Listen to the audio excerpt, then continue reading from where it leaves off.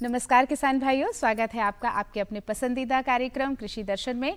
आज का ये महत्वपूर्ण कार्यक्रम हम आपके लिए लेकर आए हैं। आज आप इसमें जानेंगे फसल प्रणाली के बारे में और उसके लाभ के बारे में, परियोजना के बारे में और साथ ही अनाज भंडारण के बारे में भी हम आपको जानकारी देंगे। किसान भाइयों, कृषि का जो कार्य है वो बहुत जवाबदारी वाला होता है और आप बखूबी निभा भी रहे हैं। साथ ही आपके कृषि वैज्ञानिक हैं, वो आपके साथ काम कर रहे हैं, नए नए अनुसंधान कर रहे हैं।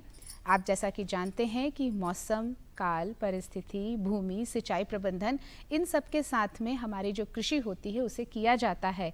कई तरह के अनुसंधान किए जाते हैं, कृषि महाविद्यालयों में किए जाते हैं, कृषि विज्ञान केंद्रों में किए जाते हैं और कृषि विज्ञान केंद्र इंदौर में भी कई तरह के अनुसंधान हो रहे हैं। आप देख रहे हैं कि लगातार कृषि वैज्ञानिक अनुसंधान करके नए नए प्रयोग कर रहे हैं और उसके जो रिजल्ट हैं वो आप लोगों के लिए लेकर आ रहे हैं। फसल प्रणाली के लाभ क्या हैं, इसकी जानकारी दे रहे हैं डॉक्टर अशोक कुमार शर्मा और फसल प्रणाली परियोजना क्या है इसके बारे में जानकारी देंगे NK सिन्हा। आइए देखते हैं ये महत्वपूर्ण जानकारी। नमस्कार किसान भाइयों, मैं doctor Ashok Kumar Sharma, principal scientist IFS project कृषि महाविद्यालय इंदौर। आज हम जिस स्थान पर खड़े हुए ये एक हमारा करीब 45 साल पुराना रिसर्च प्रोजेक्ट है और इसके अंतर्गत पहले मिट्टी संरक्षित के हिसाब से फसल उत्पादन किया जा रहा था, पर अभी जब से किसानों की आय और भारतीय सुविधा बढ़ी है और आज हमारे राष्ट्र में नारा किसान की आर्थिक इनकम कैसे बढ़ाई जाए, उसी चीज़ों के दृष्टिगत रखते हुए ये हमारा पे इस प्रोजेक्ट के ऊपर सब एक्सपेरिमेंट बनाए गए, प्रयोग बनाए गए और अभी इस प्रयोग के अंतर्गत पूरे साल भर खरीफ सीजन, रबी सीजन एवं गर्मी का पूरा साल भर का हमारा कृषि प्रणाली कार्यक्रम रहता है और इसके अंतर्गत एक किसान छोटे परिवार को के साथ दालों की ज़रूरत होती है, सब्जी की ज़रूरत होती है, आपका ज़मीन के लिए पोषक फसल की ज़रूरत होती है, आर्थिक उत्पादन के लिए तो इस प्रकार जानवर के लिए फसल होती है। तो इस प्रकार से हर चीज़ का दृष्टिगत रखते हुए यहाँ पे कार्य किए जा रहे। दूसरा, इसके आने वाले कल के लिए हमारे यहाँ पे जो कि ये किसान की जो डबलिंग आय की जो बातचीत चल रही है उसके अंदर डेयरी फार्म, आपका मछली फार्म, आपका शहद पालन, इस ढंग के अलग अलग विभिन्न परियोजनाएं भी यहाँ पे भविष्य में होने जाने वाली है। तो इस प्रकार से किसान की आय को हम दुगना करने के प्रयास रहेंगे, साथ ही हमारी ज़मीन उत्पादकता रहे और एक किसान का परिवार समृद्ध रहे। तो इन समस्त बातों को दृष्टिगत रखते हुए हमारे अलग अलग कॉम्बिनेशन बनाए जाते हैं। हम जो जैसा कि हमारे क्षेत्र के अंतर्गत मालवा क्षेत्र में सोयाबीन की मुख्य फसल हो जाती है, दूसरी सोयाबीन की मुख्य फसल के पश्चात आपका गेहूं की फसल हो जाती है, एक चने की फसल हो जाती है। पर इसी के साथ एक किसान भाई अलग अलग कॉम्बिनेशन के हिसाब से अपने कॉम्बिनेशन बनाते हैं, बना के उनको रिकमेंडेशंस के लिए हमने यहाँ पे बताया जा रहा है सर। और एक ही खेत के अंतर्गत हम दलहन, तिलहन, आपके जानवरों के लिए चारे वाली फसल, आपके अधिक उत्पादन के लिए आपका प्याज हो गया, आपका आलू हो गया, आपका इस ढंग के विभिन्न कार्यक्रम और बनाए गए हुए और जो कि किसान को उत्पादन के अंतर्गत फ़ायदा देगा। कल के भविष्य के अंतर्गत हमारे इसमें जो मैंने बोला था कि डेयरी फार्म की आवश्यकता है, दूसरा वर्मी कंपोस्ट है, एजोला फार्मिंग है आपका, जो कि आपका दूध उत्पादन के लिए फ़ायदा देता है। इस प्रकार तमाम बातों को किसान का एक परिवार समृद्ध किस ढंग से होगा, इन चीज़ों को ध्यान दिया जा रहा है। और जो कि परियोजना हमारे यहाँ पर मैंने बहुत बोला 45 साल से प्रोग्राम कृषि महाविद्यालय में अंतर्गत ये कार्यरत रही है परियोजना। और किसानों की आज जो सिनेरियो में चेंज आया, इससे पहले सिनेरियो में जो चेंज आया वो पहले मतलब ज्वार मक्का पे काम हुआ करता था, पर आज की तारीख के अंतर्गत एक आवश्यकता बढ़ रही है। जबकि किसानों की ज़मीनें कम हो रही है, तो कम से कम एक क्षेत्र के अंतर्गत हमारा किसान भाई किस प्रकार से अपना जीवन यापन कर सके, अपना आर्थिक योजना बना सके और उसका परिवार की समृद्धता बनी रहे। तो इन चीज़ों को ध्यान रखते हुए ये एक्सपेरिमेंट है। धन्यवाद। किसान भाइयों राम राम। हम लोग यहाँ इंदौर कृषि महाविद्यालय में फसल प्रणाली अनुसंधान परियोजना में खड़े हैं। यहाँ हमारा जैसा कि हम लोग जानते हैं कि अपना मालवा क्षेत्र में प्रमुख फसल प्रणाली है सोयाबीन के बाद गेहूँ। और अगर जिस साल पानी कम गिरता है, जैसे इस साल तो बहुत अच्छा गिरा, तो सभी किसान अपना गेहूं की तरफ गेहूं लगाने की कोशिश करेंगे, क्योंकि हमारा जल स्तर अच्छा हो जाएगा, क्योंकि हम लोग अधिकतर ट्यूबवेल से पानी देते हैं। उसके बाद अगर जिस साल पानी कम होता है तो हम लोग सोयाबीन के बाद चना की फसल लगाते हैं। इसी को लेकिन ये फसल प्रणाली हमारे यहाँ चलती रहती है। लेकिन इस फसल प्रणाली के अलावा भी क्या कुछ फसल प्रणालियाँ हो सकती हैं जिससे कि हम लोगों को अधिक लाभ प्राप्त हो सके। अधिक लाभ और अधिक उत्पादकता होगी तो अधिक लाभ मिलेगा। तो इसी को ध्यान में रखते हुए फसल प्रणाली अनुसंधान परियोजना यहाँ इंदौर में कार्यरत है। और एक छोटे किसान की हम अगर बात करते हैं तो ये मान के चलते हैं कि उसके पास ज़मीन कम होगी, उसके पास 1-2 जानवर होंगे और वो थोड़ा इनकम भी चाहेगा। साथ में सबसे ज़्यादा ज़रूरत होती है अपना जो हमारी मिट्टी है जिसमें कि हम लोग फसल लगाते हैं, उस मिट्टी का स्वास्थ्य अच्छा रहे। तो ये चार बातों को ध्यान में रखते हुए एक पहला अपना किसान के परिवार का पोषण, दूसरा हमारे जानवरों के लिए चारे की व्यवस्था, तीसरा कुछ फ़ायदा हो जाए किसानों को, कुछ लाभ ज़्यादा हो, और चौथा आखिरी में हम लोग देखेंगे कि इन सब करने के चक्कर में कहीं ऐसा ना हो कि हमारी मिट्टी का स्वास्थ्य गड़बड़ा जाए। तो मिट्टी के स्वास्थ्य को भी बनाना है। इसको ध्यान में रखते हुए इन चारों एस्पेक्ट के ऊपर ये चारों जो हमने उद्देश्य बनाए, इनके 2-2 फसल प्रणालियाँ बनाई। 2-2 फसल प्रणालियाँ बनाई। इस प्रकार कुल 8 फसल प्रणाली हुई। 8 में से हम लोग ये देखेंगे कि सबसे इन 8 में से हर जो 2-2 फसल प्रणाली है उसमें से कौन सी अच्छी निकली। सबसे पहले हम लोग देखते हैं कि जो किसान का परिवार है उसका पोषण के लिए कौन सी फसल प्रणाली है। तो सोयाबीन के साथ हम लोग जैसा कि किसान भाई सोयाबीन लगाते हैं, अगर हम लोगों ने यहाँ के अनुसंधान से निकला है कि हर सोयाबीन की 4 पंक्तियों के बाद अगर 2 पंक्ति मक्के की लगा दी जाए तो फ़ायदा हम लोगों को कुछ बढ़ जाता है। और साथ ही जैसे उत्पादन ज़्यादा आएगा तो आजकल मक्का का भाव भी अच्छा आ रहा है, तो इसलिए क्या है कि फ़ायदा बढ़ जा रहा है। इसके बाद हम लोग लेते हैं गेहूं के साथ सरसों की फसल, और अंत में गर्मी में लेते हैं अपना मूंग की फसल। इस प्रकार हम लोग तीनों सीज़न में अगर हम लोग फसल लगाते हैं तो अपना एक सोयाबीन गेहूं की तुलना में या सोयाबीन चना कह लीजिए, उसकी तुलना में ज़्यादा उत्पादन भी मिलता है और ज़्यादा लाभ भी मिलता है। ये तो हुई हमारे यानी कृषक भाई के लिए। आपने देखा कि इसमें तेल वाली भी फसल है, दाल वाली भी फसल है और अपना गेहूं अनाज वाली भी फसल है। तो इस प्रकार हम लोग देखते हैं कि किसान के घर के अनाज की पूर्ति हो सकती है। अब हम लोग एक छोटा किसान रहता है तो उसके पास या तो पशु रहता है, गाय रहती है, बकरी रहती है, तो उन लोगों के लिए भैंस हो सकती है। अगर पानी की अच्छी व्यवस्था है तो भैंस भी किसान रखता है, तो अब हम लोगों को उसका भी पोषण ध्यान रखना है। तो हमने एक जैसे कि यहाँ प्रयोग किया, उसमें देखा कि हम लोग जब तुअर की फसल लगाते हैं, जो कि कम अवधि की तुअर रहती है, उसके बीच में हाइब्रिड बाजरा, संकर बाजरे की चरी की फसल लगा देते हैं। उसके बाद हम लोग क्या करते हैं, रबी मौसम में बरसीम की फसल लगा लेते हैं। और उधर गर्मी में अपना 60 दिन के आसपास हम लोग कटने वाली फसल, आजकल मीठी ज्वार की फसल आती है, उसको लगाते हैं। तो इससे हम लोगों को ज़्यादा फ़ायदा मिलता है। अब तीसरी, अब ये तो बात हुई दोनों के, यानी पशु और उसका साथी किसान और उसका साथी पशु के दोनों के पोषण के बारे में। अब हम लोग ध्यान रखेंगे कि किसान चाहेगा कि कुछ ज़्यादा इनकम हो जाए। तो इनकम के लिए देखिए, इनकम के लिए अगर हम लोग सब्जी की फसल इसमें लगा लें तो हम लोग देखेंगे कि जो फ़ायदा होता है वो काफ़ी बढ़ जाता है। सब्जी में हमारे यहाँ मालवा क्षेत्र में आलू और प्याज की फसल बहुत बहुतायत से लगाई जाती है। पुराने प्रयोग में हमने देखा था कि हमने आलू लगाने के बाद गेहूं की लेट सोइंग करके, यानी देर से बोनी करके, हमने देखा कि ज़्यादा फ़ायदा होता है।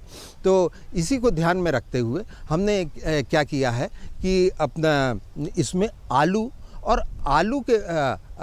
और प्याज दोनों की फसलें ली, लेकिन प्याज में ज़्यादा फ़ायदा मिला। हमने इसमें बेबी कॉर्न के साथ भटे की फसल लगाई थी और उसके बाद फिर हमने प्याज की फसल ली और उसके बाद गर्मी में भिंडी की फसल ली। इसमें ज़्यादा फ़ायदा हुआ बनिस्बत आलू में थोड़ा सा कम इसलिए फ़ायदा हुआ क्योंकि उसमें हमने सोयाबीन के साथ मक्का ली थी और आखिरी में हमने हरी चौलाई की फसल ली थी।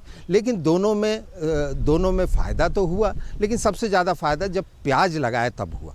अब आखिरी बात हम लोग करते हैं, ये तो हुआ कि अधिक फ़ायदा और किसान और उसके जानवर का पोषण। सबसे अंत में मिट्टी के बगैर कोई भी चीज़ संभव नहीं है।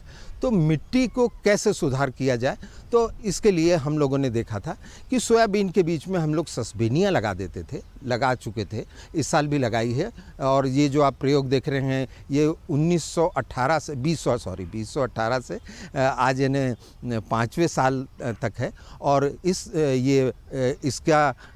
इसका तकनीकी सहयोग हम लोगों को मेरठ से भी मिलता है, जो कि हमारा Indian institute of farming system research भी है। तो ये देखने के लिए सोयाबीन में सस्पेनिया की फसल और उसके बाद गेहूं और चना, कम पानी वाला गेहूं और चना, और अंत में मूंग की फसल लें तो हम लोग देखते हैं कि मिट्टी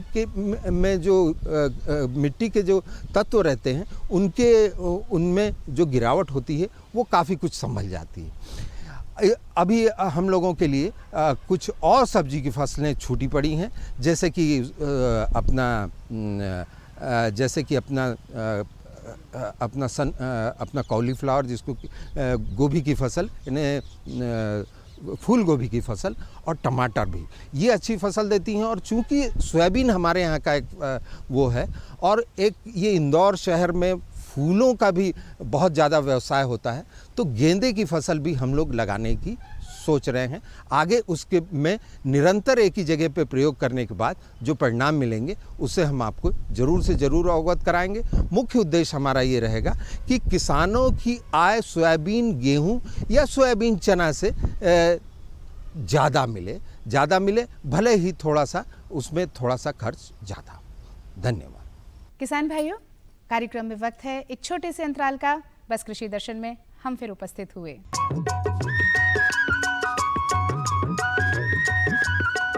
अरे सुन तो।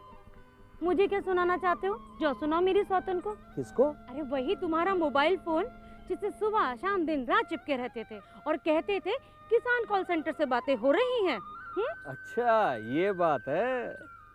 हाँ, क्यों, क्या हुआ? अब बात नहीं होती क्या? अब तो झट से बात हो जाती है। संबंधी समस्याओं का अपनी भाषा में तुरंत हल पाने के लिए पूरे भारत में किसी भी फोन से हेल्पलाइन नंबर पर संपर्क करें। किसानों का दोस्त किसान कॉल सेंटर।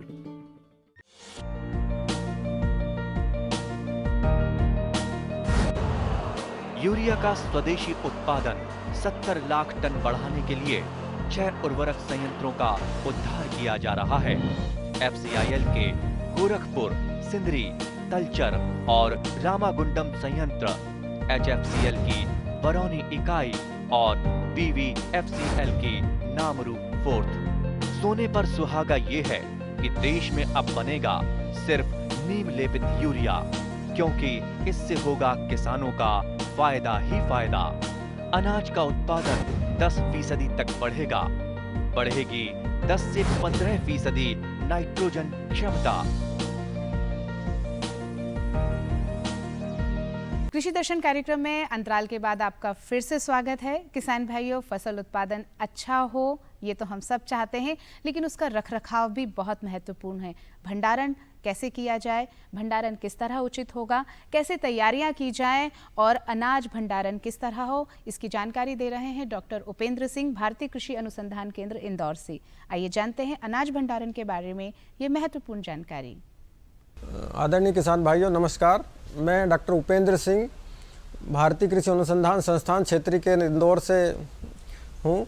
आज हम लोग चर्चा करेंगे कि गेहूं का या अनाज का भंडारण हम लोगों को कैसे करना है और हमें क्या क्या सावधानियां रखना है, क्योंकि जैसे ही गेहूं की फसल कट के आती है उसके तुरंत बाद जो है बारिश का मौसम आता है, तो हम लोग थोड़ी थोड़ी सावधानियां रख के हम अपने अनाज को जो है सुरक्षित रख सकते हैं। सबसे पहले हमको क्या करना है कि जो भी हमारा गेहूं खेत से कट के आ रहा है तो उसको हमें सबसे पहले जो खुले में सुखाना है। तो सुखाना इतना है कि हमारी जो उसमें नमी है वो 10 से 12% रहे। 10 से 12% नमी हम लोग किस तरह से जो है सुनिश्चित करेंगे, क्योंकि नमी नापने के लिए हमारे पास कोई इस तरह का यंत्र तो है नहीं कि हम खेत में नमी या खले में नमी कितनी है नाप पाएँ। तो उसके लिए हमें करना है कि दाना गेहूँ का जो भी आपका है उसको लेके दांत के नीचे दबा के देखना है। अगर वो आवाज़ के साथ टूट रहा है तो उसमें 10 से 12% ही नमी है, और अगर वो आसानी से टूट रहा है तो फिर उसमें नमी ज़्यादा है, तो फिर आपको और सुखाना है। इसके बाद जब आपको उसको भंडारण के लिए जाएं तो जहाँ भी हम भंडारण कर रहे हैं तो हमको सर्वप्रथम ये ध्यान रखना है कि उसमें जो पिछला अनाज या बीज हमारा रखा हुआ था तो उसको हमें वहाँ से पूरा हटाना है। उसकी भंडार गृह की हमें अच्छी तरह से सफाई करनी है। ये ध्यान रखना है कि उसमें हवादार हो भंडार गृह, कि बारिश के मौसम में नहीं तो क्या होगा कि नमी जो भी अंदर आएगी तो वो आपका बीज खराब करेगी। तो हमें उसको हवादार जगह रखना है। उसके बाद में हमको ये देखना है कि उसमें दरारें वगैरह नहीं हो। अगर भंडार गृह में दरारें आदि हैं तो हमको सीमेंट आदि से उसको या मिट्टी भूसे से उसको पूरी तरह से सारी दरारों को बंद करना है, ताकि उसमें जो कीट पतंगे हैं वो हमारा अनाज खराब ना कर पाएँ। इसके अलावा भंडार गृह में हमको कीट पतंगों से मुक्त करने के लिए ये ध्यान रखना है कि उसमें डेल्टा मिथ्रान 25 EC का स्प्रे करना है। तो उसके लिए 40 से 50 ग्राम एक टंकी में, जो 15 लीटर की टंकी आती है उसमें 40 से 50 ग्राम हमको डालना है और उसका स्प्रे कर देना है, ताकि वो कीट पतंगों से पूरी तरह से मुक्त हो जाए। किसी तरह का हमको ये संदेह ना रहे कि जो हमने बीज उसमें रखा है वो ख़राब होगा। इसके बाद हमें भंडारण कैसे करना है, बोरों में करना है या लोहे की टंकियों में करना है। उसमें आप 2 चीज़ें ध्यान रखें कि अगर जो बीज के लिए करना है आपको, कि अगली फसल हमको उसी में से बीज लेके बोना है, तो ये सुनिश्चित करें कि उसका जो हम भंडारण कर रहे हैं वो कोठियों में करें। लोहे की कोठियाँ जो 10 कुंटल के आसपास की आती हैं वो आप कुछ कोठियाँ ले लें, उसमें उसका भंडारण करें तो ज़्यादा अच्छा रहेगा। अगर बोरों में आप भंडारण कर रहे हैं तो ये ध्यान रखें कि बोरे हमको डायरेक्ट ज़मीन पर नहीं रखना है, क्योंकि ज़मीन पर रखेंगे तो ज़मीन की जो भी नमी होगी वो बीज हमारा सोखेगा। तो हमको पहले ईंटें नीचे जमा कर उसके ऊपर पटिए, जो उसके लकड़ी के पटिए आते हैं, उन पटियों को जमाना है। उसके बाद जो है हमको बीज का भंडारण करना है। अब गेहूँ में ये प्रॉब्लम नहीं है कि आप एक के ऊपर एक बोरियां रख रहे हैं तो इतनी दिक्कत नहीं आती है कि बीज आपका अंकुरण कम होगा। लेकिन जैसे सोयाबीन है, अगर आपका अभी सोयाबीन कटेगा और आपको ये ध्यान रखना है कि 2 से 3 बोरी से ज़्यादा आप एक के ऊपर एक ना रखें, नहीं तो उसका जो बीज आवरण होता है वो चटक जाएगा, तो आपका अंकुरण प्रभावित होगा।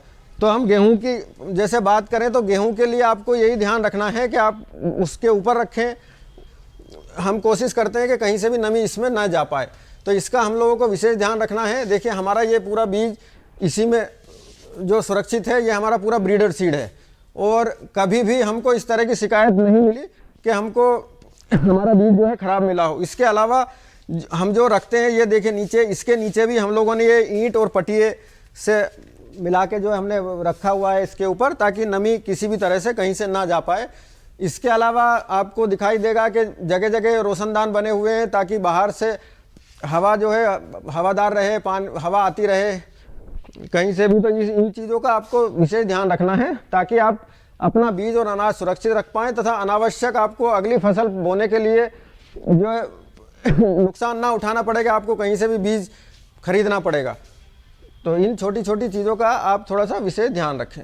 किसान भाइयों, अभी आपने बहुत अच्छी जानकारी सुनी अनाज भंडारण के बारे में और अब वक्त है कार्यक्रम में खबरें खेती की देखने का। आइए देखते हैं खबरें खेती की। नमस्कार किसान भाइयों, खबरें खेती में आपका स्वागत है। आइए नजर डालते हैं आज की कृषि की मुख्य खबरों पर। 86% पशु लंपी रोग मुक्त, चने का उकठा रोग से बचाव, कम पानी की स्थिति में अलसी बोएं, गन्ना की फसल में समन्वित कीट प्रबंधन, आलू की उन्नत किस्में बोएं। और अब खबरें विस्तार से।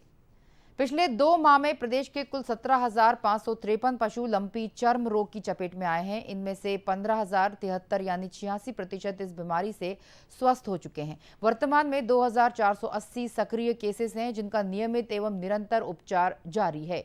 संचालक पशुपालन एवं डेयरी डॉक्टर R.K. मैया ने बताया कि लंपी चर्म रोग का प्रकोप प्रदेश में जुलाई के अंतिम सप्ताह में शुरू हुआ था। प्रदेश के 14 जिलों में अभी तक इस रोग की पुष्टि प्रयोगशाला में हुई है। पड़ोसी राज्यों में लंपी के फैलने के बाद ही एहतियातन पशुपालन विभाग ने स्थानीय प्रशासन की मदद से सतर्कता बढ़ा दी थी। इसलिए पशु संख्या के मुकाबले प्रदेश में लंपी पीड़ित पशुओं की संख्या काफी कम है। प्रदेश में 1,87,00,000 गौवंश और लगभग 1 करोड़ भैंस वंशीय पशु हैं।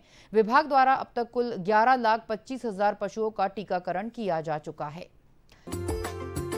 आपको बता दें, चने का उकठा रोग से बचाव कैसे करें।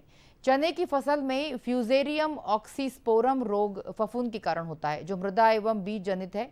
आमतौर पर यह रोग अंकुरित पौधे व फूल खिलने की अवस्था में पौधों को प्रभावित करता है।